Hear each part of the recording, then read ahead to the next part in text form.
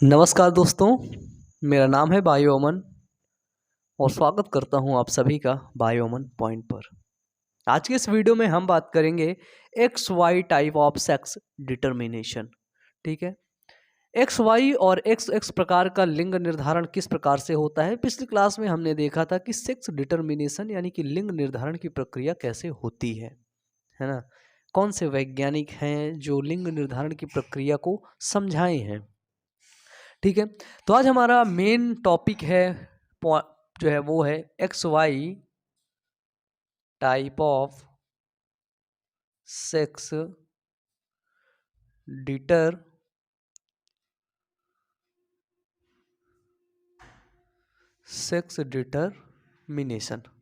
ठीक है, इसी को एक्स वाई एक्स एक्स प्रकार का लिंग निर्धारण के नाम से भी जानते हैं। ठीक है, तो जो एक्स वाई और एक्स एक्स प्रकार का लिंग निर्धारण होता है ये सामान्यतः मनुष्य और ड्रोसोफिला में देखने को मिलता है। किसमें? मनुष्य और ड्रोसोफिला में ये देखने को मिलता है। ड्रोसोफिला मक्खी होती है एक, है ना, उसमें ये देखने को मिलता है। बेसिकली इसमें होता क्या है, जो मनुष्य और ड्रोसोफिला में जो एक्स वाई और एक्स एक्स प्रकार का जो लिंग निर्धारण होता है उसमें जो नर होता है वो विषम युग्मजी होता है और जो मादा होती है वो समयुग्मजी। यानी कि जो मेल होता है वो हेट्रोजाइगस होता है और जो फीमेल होती है वो होमोजाइगस होती है। ठीक है, पिछली क्लास में हमने देखा था कि हेट्रोजाइगस क्या होता है, होमोजाइगस क्या होता है। ठीक है, यहां पर अब हम ये देखेंगे कि जो एक्स वाई प्रकार का लिंग निर्धारण होता है इसमें जो है नर और मादा में इसमें क्रोमोसोम की संख्या समान होती है। ये इंपॉर्टेंट पॉइंट है। इसमें नर व मादा में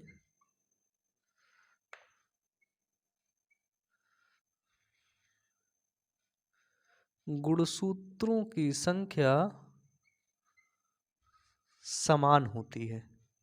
ठीक है, नर में भी समान गुणसूत्र रहेंगे और मादा में भी समान गुणसूत्र।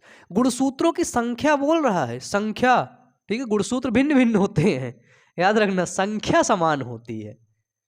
ठीक है, संख्या समान होती है, ये याद रखना कि भाई कंफ्यूज हो जाओ है मेरे को बोलोगे भैया क्या बोल दिए हो। अब देखो, जैसे हम मनुष्य में लिंग निर्धारण देखें, है ना, सेक्स डिटर्मिनेशन इन ह्यूमन, है ना, मनुष्य में लिंग निर्धारण। ठीक है,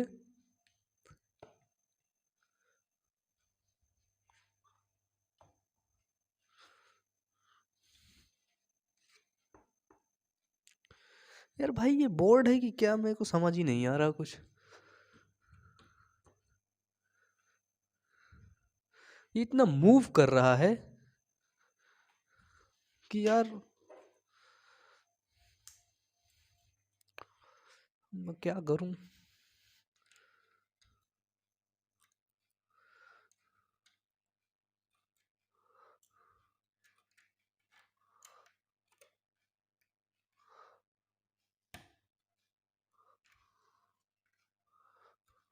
हो गया, शायद काम हो जाए इससे। एक सेकंड ना वेट करिएगा भैया।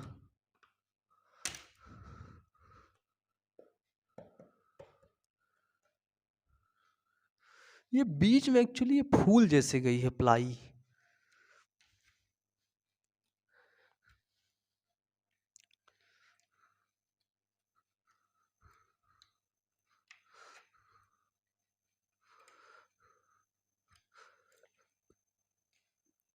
शायद काम हो गया।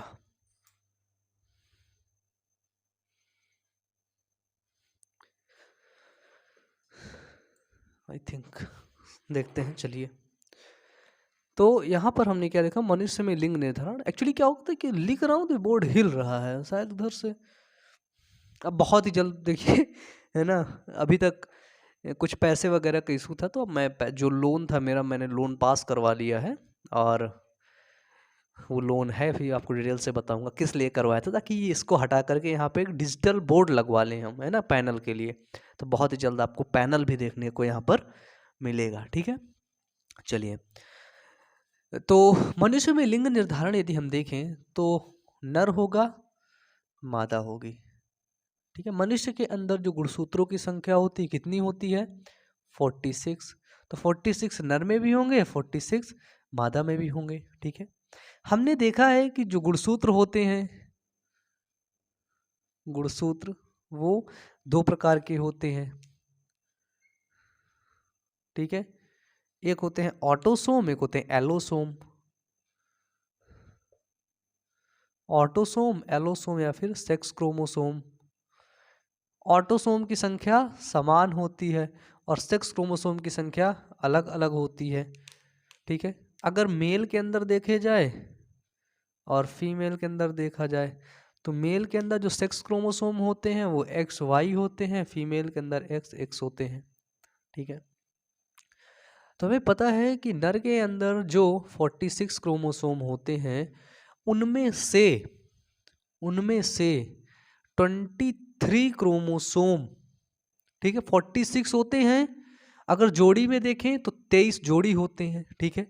उसमें से 22 क्रोमोसोम क्या होंगे, नर में भी समान होंगे, 22 क्रोमोसोम मादा में भी समान होंगे।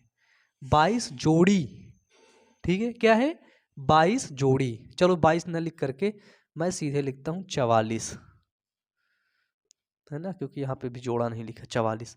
नर के अंदर जो क्रोमोसोम होते हैं वो होते हैं X और Y।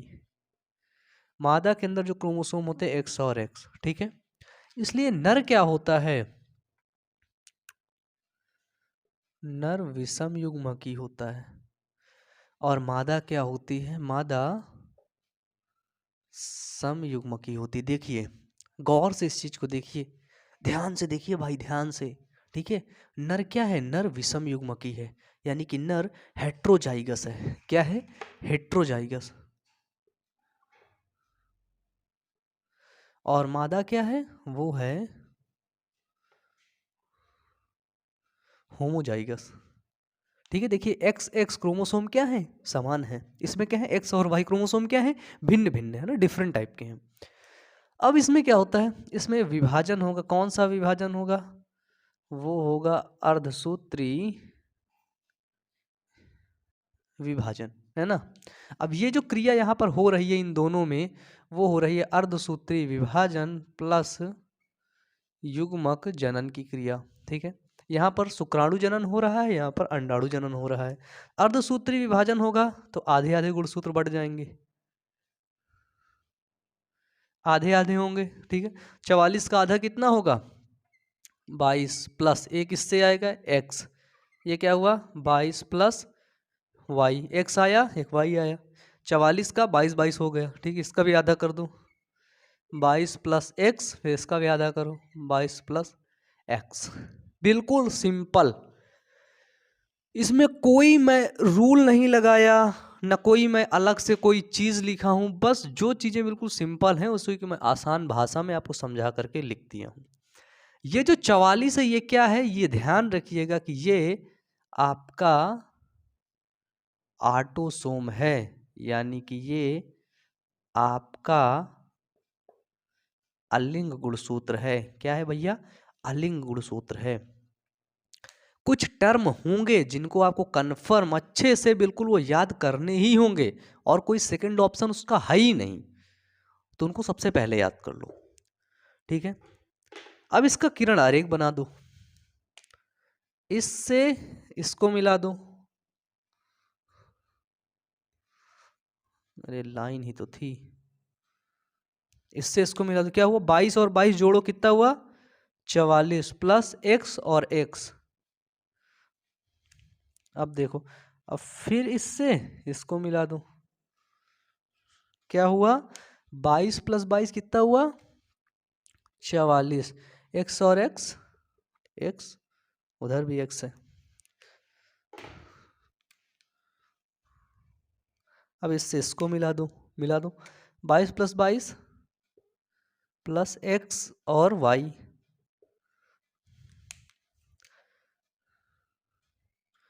फिर इससे इसको मिला दो, क्या है 22 + 22 44 + एक्स और वाई। ठीक है, तो यहाँ पे जो x और x है, ये जो 46 हैं ये तो ऑटोसोम है ना, ये तो आपके अलिंग गुणसूत्र हैं, ये सभी में है। ये देखिए 44 44 44 44। एक्चुअली गुणसूत्र का काम क्या होता है? गुणसूत्र के अंदर होता है डीएनए, डीएनए के अंदर होता है जीन, जीन के अंदर क्या होता है? जीन के अंदर लक्षण होते हैं। ठीक है, जीन के अंदर आनुवांशिक सूचनाएं होती हैं। मेरे हाथ का निर्माण कितना होना है, कैसे होना है, कैसे कट लगने हैं, कैसे फेस बनना है, कैसे नाक बनना है, कैसे कान बनना है, किस तरीके से सुनाई देगा, कैसे मेरा हार्ट बनेगा, कैसे मेरे लंग्स बनेंगे, कैसे मेरा स्टमक, इंटेस्टाइन, ठीक है, जो है बोन्स वगैरह, मसल्स वगैरह कैसे डेवलप होंगे, ये सब डीएनए के अंदर लिखा हुआ है, जीन के अंदर लिखा हुआ है। और कैसे मेरे 6 ऑर्गन होंगे, है ना, मेल 6 ऑर्गन होंगे या फिर फीमेल 6 ऑर्गन होंगे, वो कौन डिपेंड कर, वो कौन जो है वो करता है? तो वो करते हैं जो है 6 क्रोमोसोम। मेरे बॉडी का पूरा स्ट्रक्चर, ठीक है, कौन वो करता है? पूरा बॉडी का। और कौन निर्माण करता है? वो करता है ऑटोसोम। तो ऑटोसोम मेल और फीमेल दोनों में समान होंगे, बस 6 क्रोमोसोम अलग अलग होगा, है ना। उसी से हम लिंग को देख करके पहचान जाते हैं कि ये नर है, ये मादा है। ठीक है, और अगर जब बच्चा 9 महीने बाद गर्भ से बाहर आता है तभी तो देख करके पहचानते हो कि भाई ये तो बबुआ है। उससे पहले कैसे पहचानते हो? तो उससे पहले आप गुणसूत्रों को पढ़ करके पहचानते हो। ठीक है, आप जब चैप्टर 3 ह्यूमन रिप्रोडक्शन पढ़ रहे थे तो वहां पर आपने पढ़ा था एमनियोसेंटेसिस के बारे में। क्या है एमनियोसेंटेसिस प्रोसेस? उसके अंदर क्या किया जाता है? जो एमनियोटिक फ्लूइड होता है, जिस जिस फ्लूइड में बच्चा तैर रहा होता है, उस फ्लूइड को निकाल लिया जाता है और क्रोमोसोम उसमें चेक किया जाता है। अगर उस फ्लूइड में क्रोमोसोम एक्स और वाई दिख रहा है, मतलब गर्भ में पड़ने वाला लड़का क्या है, गर्भ में पड़ने वाला बच्चा क्या है, तो वो है लड़का। और अगर क्रोमोसोम उसका एक्स एक्स दिख रहा है तो क्या है? लड़की है। ये क्रोमोसोम को देख करके पता लगाया जा रहा है। अब अगर क्रोमोसोम को नहीं देख पाओगे तो क्या होगा? तो भाई इसके बाद तो ऑप्शन यही होगा कि जब बच्चा बाहर आएगा तभी देखने को मिलेगा, है ना, क्योंकि जब बच्चा बाहर आता है तो कपड़े वपड़े पहनना रहता नहीं, ऐसे ही चला आता है ना। देखो, तो जब देखो अर्धसूत्री विभाजन होता है तो एक्स जो एक्स वाला एक शुक्राणु बनता है, एक वाई वाला बनता है, यानी कि 50% शुक्राणु एक्स क्रोमोसोम के बनते हैं और 50% शुक्राणु वाई क्रोमोसोम के बनते हैं। लेकिन ऐसा मादा में नहीं होता है। मादा में 100% जो है अंडाणु वो एक्स क्रोमोसोम के ही बनते हैं। इससे एक बात ये होती है कि जो शुक्राणु इस अंडाणु से मिलेगा, वैसा ही बनाएगा। अगर एक्स वाला मिला तो एक्स एक्स बनाया, यानी कि ये दोनों क्या हुई? तो ये दोनों आपकी मादा हुई, ठीक है, फीमेल हुई। और अगर वाई वाला शुक्राणु एक्स क्रोमोसोम से मिला तो एक्स वाई बनाया, यानी कि नर बना दिया। ठीक है, तो यहाँ पर हमको 50% मेल देखने को मिली और 50% फीमेल देखने को मिली। ठीक है, तो इसमें क्या है? देखो, महिला जो है वो महिला एक घर है। ठीक है, अब उस घर में तुम कोई भी बच्चे को रख दो, वही बड़ा हो जाएगा। अब बच्चे को रखने वाला कौन है? उसका बाप, नर। ठीक है, तो नर अगर एक्स क्रोमोसोम को छोड़ आया, उसके घर में रखाया, तो एक्स और एक्स बच्चा लड़की बनने लगी। अगर वाई वाला जो है शुक्राणु को रखाया तो एक्स और वाई लड़का बनने लगा। ठीक है, तो इससे महिला को नहीं कह सकते हैं कि तुम बच्चे पैदा कर रही हो, तुम लड़की पैदा कर रही हो। ठीक है, यदि लड़का या लड़की पैदा हो रही है, बार बार लड़की पैदा हो रही है, ठीक है, तो उससे हम ये नहीं कह सकते हैं कि वो महिला का दोष है। ठीक है, वो पुरुष पर जो है डिपेंड करता है, क्योंकि उसका जो एक्स क्रोमोसोम, एक्स वाला शुक्राणु बार बार जाके फ्यूज कर रहा है। 50% शुक्राणु एक्स वाले बनते हैं, 50% वाई वाले। अब जो सबसे स्ट्रांग होता है शुक्राणु, अगर एक्स वाला शुक्राणु सबसे स्ट्रांग होगा, सबसे मेच्योर होगा, सबसे अच्छा होगा, सबसे तेज दौड़ लेगा, वही जाकर के फ्यूज कर देगा। और अगर वाई वाला शुक्राणु सबसे स्ट्रांग होगा, मजबूत होगा, तेज होगा, बुद्धिमान होगा, तो वही जाके फ्यूज करेगा, तो एक्स वाई बन जाएगा, है ना।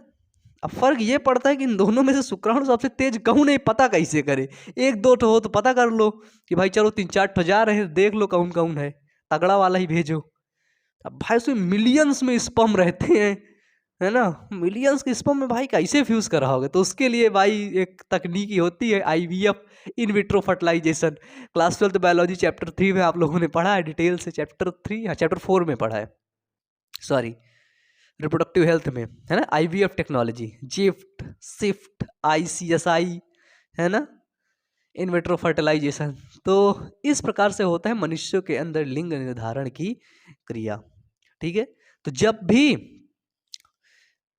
भी कोई बेबी प्लान करता है, जैसे आपकी शादी होगी इन फ्यूचर, ज़्यादा हंसिए मत, ठीक है, बिल्कुल खुश हो गए होगे, इन फ्यूचर होगी, जब भी आप अपने बच्चे को प्लान करेंगे कि हाँ भाई अब मेरे को बच्चा बच्चा चाहिए, अब जो है परेशान करने कोई मिल ही नहीं रहा, तब उसको ही परेशान करेंगे, ठीक है। तो इन फ्यूचर आप प्लान करेंगे तो 50% चांसेस हैं कि आपको बच्ची पैदा होगी, लड़की पैदा होगी, और 50% चांस है आपको एक लड़का पैदा होगा, जो बाद में आपको कूटेगा खूब, है ना। है ना। तो इससे क्या होता है, 50-50% चांसेस रहते हैं। तो 50% चांसेस है कि फीमेल पैदा होगी, 50% चांसेस है मेल पैदा होगा। तो इस प्रकार से होता है सेक्स डिटर्मिनेशन मानव में, ठीक है। अब एक देखिए यहाँ पे एक चीज देखिएगा, जो गुणसूत्र हैं, जो देखिए अगर नर के अंदर गुणसूत्र देखा जाए तो एनसीईआरटी में गुणसूत्र बना हुआ है, नर का गुणसूत्र देखना अभी, ये है आपका एक्स क्रोमोसोम, ठीक है।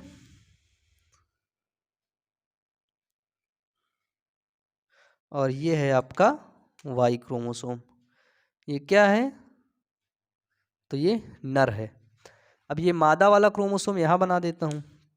मादक क्रोमोसोम होते हैं एक्स एक्स प्रकार के,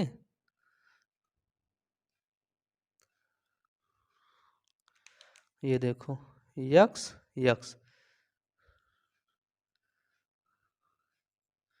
फीमेल है, ये क्या है, ये मेल है, ठीक है। तो आप एक्स वाई डायरेक्ट भी करा सकते हो, ये ऑटोसोम को हटा भी सकते हो, ठीक है, क्योंकि ऑटोसोम सब में बराबर ही रहेंगे, ठीक, क्या रहेंगे, बराबर रहेंगे। तो इस तरह से होता है मानव में लिंग निर्धारण की क्रिया, ठीक है, बिल्कुल सिंपल है, कोई बहुत ज़्यादा इधर उधर हाथ पैर मारने की इसमें ज़रूरत है ही नहीं है, ठीक है। बताइए अब इसमें लिखना क्या होगा, तो एनसीईआरटी पेज नंबर 95, अब आप इसमें देख लीजिएगा, आपको जो समझ में आए भाई लिख लीजिएगा, पढ़ के बता दूं। देखिए इसमें लास्ट में लिखा हुआ है कि यह हमारा दुर्भाग्य है कि समाज लड़की पैदा होने के कारण माता को दोष देता है। इस गलत धारणा के कारण उनके साथ अनेक दुर्व्यवहार होते हैं, है ना। सोचिए इतनी बड़ी बात है और उस बात को एनसीईआरटी की बुक में क्लास 12th में लिख के बताना पड़ रहा है लोगों को, ताकि लोग जानें, लोग समझें। वो चीज़ें इसमें क्यों लिखी गई हैं, ताकि आप जानें। अब जब आप जानेंगे तो आप आसपास के लोगों को बताएंगे, आपके आसपास ऐसी घटनाएं, ऐसा कुछ हो रहा होगा तो उसका विरोध करेंगे, है ना। इस वजह से इस चीज़ें आपको पढ़ाई जा रही हैं, ठीक है। जब भी आप कोई भी चीज़ को पढ़ें, सबसे पहले ये जानें कि आप उसे क्यों पढ़ रहे हैं, है ना। क्यों का कुछ जो है, क्यों हमेशा आना ही चाहिए, और उसका जवाब आपको ढूंढना है, और बिल्कुल एग्जैक्ट जवाब ढूंढना है क्यों का, ठीक है। अच्छे से बिल्कुल तगड़ा वाला जवाब ढूंढना है। पढ़ें तो क्यों पढ़ें, किस लिए पढ़ रहे हैं, इसको हम क्यों ही पढ़ रहे हैं, ठीक है। जवाब जब आएगा ना तभी कुछ होगा भाई। अब अगर क्यों कुछ है ही नहीं तुम्हारी ज़िंदगी में, कोई रोमांचक है ही नहीं, क्यों है ही नहीं, कुछ भी तुम्हें मिल गए, हाँ बस मिल गए, हाँ बस मिल गए, तो ऐसे चलता रहेगा, ठीक है। इसलिए क्यों हमेशा घुसा दिया करो बीच में। चलो देखो, अब इसी तरह क्या होता है, इसी तरह एक ड्रोसोफिला मक्खी होती है, इसको मिटा दूं।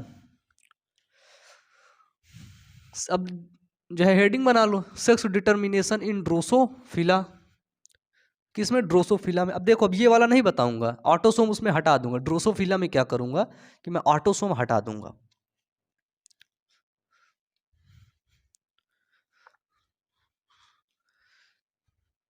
है ना।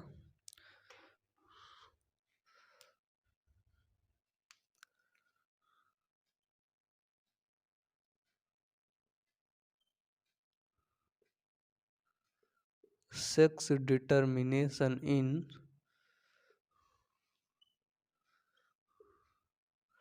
ड्रोसोफिला फ्लाई, ठीक है। तो ड्रोसोफिला में यदि हम देखें तो इसमें ड्रोसोफिला में अगर गुणसूत्र देखा जाए तो इसमें 8 गुणसूत्र पाए जाते हैं, है ना। 8 गुणसूत्र। कितने जोड़ी होते हैं? तो ये होंगे टोटल 4 जोड़ी, ठीक है। अब इसके नर के गुणसूत्र देखते हैं, मादा के गुणसूत्र देखते हैं। कहाँ चला गया भाई मार्कर, कहाँ गया? ओ, जेब में डाल लिया था है ना। नर और मादा, 4 गुणसूत्र तो अलिंग होते हैं, और नर के अंदर जो गुणसूत्र होते हैं वो होते हैं XY, मादा के अंदर भी होते हैं XX, ठीक है। नर के अंदर जो गुणसूत्र होगा वो होगा, ये होगा X, ये होगा Y। मादा के अंदर जो गुणसूत्र होगा वो होगा ये XX, ठीक है। अब ये 4, ये जो है ये हैं आपके ऑटोसोम, यानी कि अलिंग गुणसूत्र, ठीक है। ये 4 क्या है? तो ये 4 अलिंग गुणसूत्र, ये तो समान रहेंगे ही। अब इसका करो, अलग करो गुणसूत्रों को, यक्स वाई, अर्धसूत्री विभाजन, युग्मक जनन हुआ, अलग अलग हुए, यक्स एक्स हुए, ठीक है।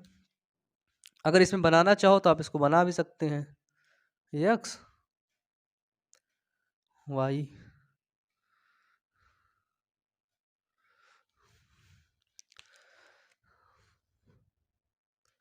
मिलाओ इसको, क्या होगा? एक्स और एक्स, फिर इससे इसको मिला दो, क्या होगा?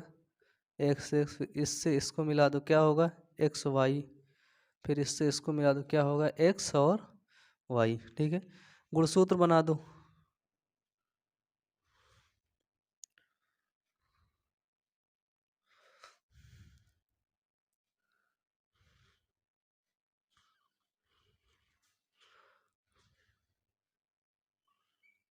ये देखो ये गुणसूत्र आपके बन गए। तो ये क्या हुआ? 50% क्या है? 50% आपको मादा देखने को मिली, फीमेल देखने को मिली यहाँ पर, और 50% क्या देखने को मिले आपको? मेल, यानी कि नर। यहाँ पर जो नर है वो क्या है? वो विषम युग्मकी है, ठीक है। और नर क्या है? मादा क्या है? वो समयुग्मकी है ना। इस बात को समझना है, इसी बात को समझना है। मेन मेन जो समझने वाली बात है वो यही बात है यहाँ पे। बताओ, समझ गए?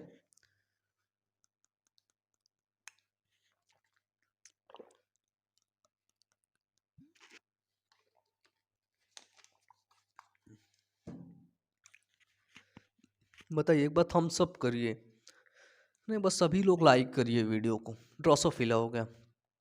जब मैं आपको वीडियो में पढ़ा रहा था कल की क्लास में, तो मैंने बताया था कि कुछ में क्या होता है, मादाएं विषम युग्मजी होती हैं, है ना। मादाओं में ZW टाइप का क्रोमोसोम होता है। तो जस्ट इसका उल्टा हो जाएगा, यहाँ पे मादा हो जाएगी विषम युग्मजी, नर हो जाएगा सम युग्मजी, वैसा ही पूरा चार्ट बन जाएगा। NCERT में लास्ट का डायग्राम है आपका सा नंबर, आबा तो हमने देख लिया है, आ और बा, सा नंबर है जिसमें मुर्गा बना हुआ है। मुर्गा का जो नर है वो सम युग्मजी है, दोनों गुणसूत्र XX होते हैं उसके, ठीक है। उसमें जेड टाइप से दर्शाया गया है। और जो मुर्गी है, जो फीमेल है, वो ZW टाइप की है, ZW टाइप की, तो ये मादा है, ठीक है। तो ये इसमें दिखाया गया है, मुझे उम्मीद है आप इसको बना लेंगे, है ना।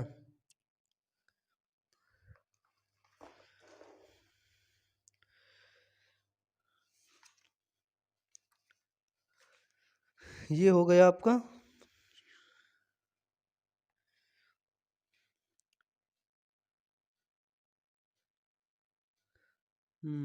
क्वेश्चन है आपसे, एनसीईआरटी ने पूछा है, जवाब पता हो तो ज़रूर बताइएगा, नहीं पता हो तो बताइएगा, मैं बता दूंगा कि पक्षियों में लिंग निर्धारण की विधि भिन्न प्रकार की क्यों होती है। पक्षियों में जो लिंग निर्धारण की जो है विधि होती है वो भिन्न प्रकार की क्यों होती है, क्योंकि पक्षियों में जो है समयुग्मजी होता है, कौन, नर युग्मक। अब मादा विषम युग्मजी होती है, समझना। मादा के गुणसूत्र अलग अलग होते हैं, जेड डब्लू होते हैं, और नर के गुणसूत्र क्या होते हैं, समयुग्मजी होते हैं, जेड जेड होते हैं। ठीक है। तो पक्षियों में लिंग निर्धारण की विधि भिन्न प्रकार की क्यों होती है, चूजों की उत्पत्ति के लिए कौन जिम्मेदार है, शुक्राणु या फिर अंडाणु। ठीक है। चूजे कैसे बनते हैं, शुक्राणु से बन जाते हैं, शुक्राणु जिम्मेदार होता है, या फिर उनके लिए, उन चूजों के लिए अंडाणु जिम्मेदार होता है ना। इस चीज़ को आपको बताना है, क्वेश्चन है। और फिर नेक्स्ट क्लास में हम लोग पढ़ेंगे मधुप यानी कि मधुमक्खी में लिंग निर्धारण, सेक्स डिटर्मिनेशन इन मधुमक्खी, है ना। तो आज की क्लास यहीं तक। आप सभी लोग अच्छे से पढ़ते रहिए, नीचे कमेंट बॉक्स में ढेर सारा कमेंट करते रहिए। मिलते हैं दूसरी क्लास में, तब तक के लिए wish you all the best. Thank you.